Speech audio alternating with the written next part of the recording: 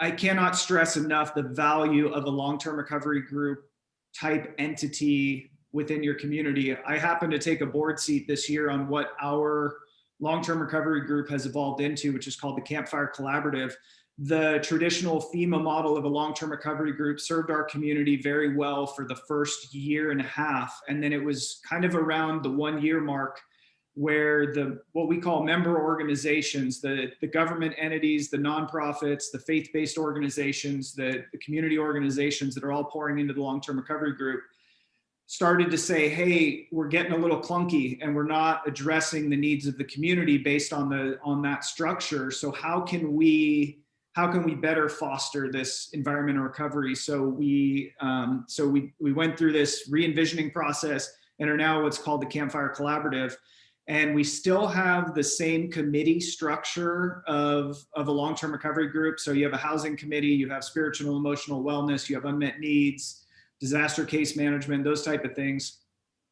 But we're really going into, instead of kind of more of the traditional hierarchy, we're now as member-driven organizations. So every member, the 120 member organizations that show up for the general meetings, they're all driving the discussion on how the Campfire Collaborative can support the work of the member organizations.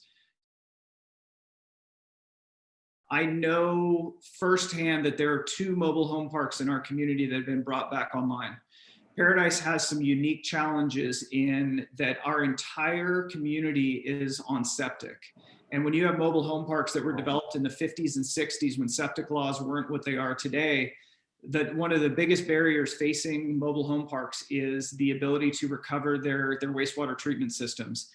And we recognized early on as a community that the mobile home parks are key to workforce housing and affordable housing, yet the challenges that the private owners of mobile home parks have faced in recovering their communities is huge. And so I would say that my first suggestion as your community, and in conversations with Karen, I've understood that you guys have similar demographics as far as income wise, and also mobile home parks are a part of your guys' community and low income and affordable housing component. And so anything that you can do as a community to support the private owners to help them get their facilities back online faster and tackle the hurdles that are going to come up if they have not come up already, whether it's right of entry with individual owners for whole park,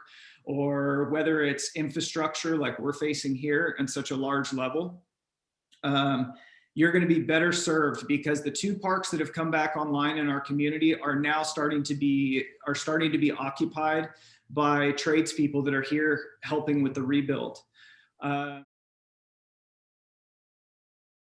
But we realized that we have some funding available and some partners who are interested in this concept.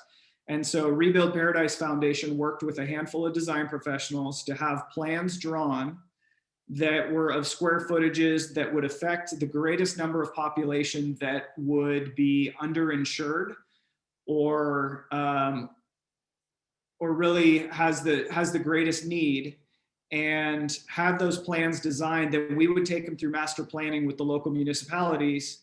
And now we just released our first ADU. We have some challenges in Paradise because the minimum square footage for primary dwelling is 750 square feet. And so we designed our first ADU at that 750 square foot threshold. So somebody could build that to start with, and then be able to save up to build their primary residence over time, but they could live in that because it's large enough for a primary residence by municipal code. But then when they build their primary residence, now they have an ADU that they can rent out or welcome in a family member or a friend or somebody else that they want to provide affordable housing to.